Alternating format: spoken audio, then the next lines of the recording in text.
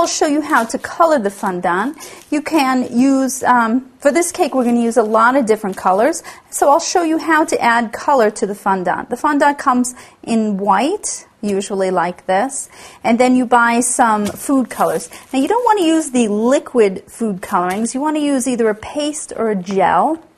And also in the cake decorating department of a craft store or in a specialty baking store, you can get the colors. And you just take, I have a toothpick here, and you take the color and you kind of rub it into the fondant. And then you want to knead it in until it becomes nice and solid color.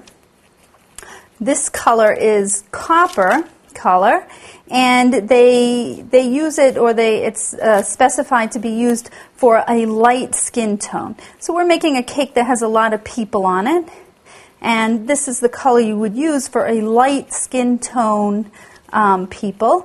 And if you want to add more browns or change the color, you can add to this other colors. As you knead it and stretch it, you see that it becomes a little bit stripy, and you want to continue that until it becomes solid. As you knead it, you can see that it becomes stripy like this, and you just continue kneading until you have a solid color.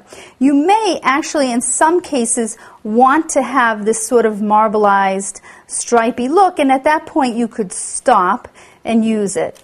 But for the skin tone, I want it to be a solid skin tone color.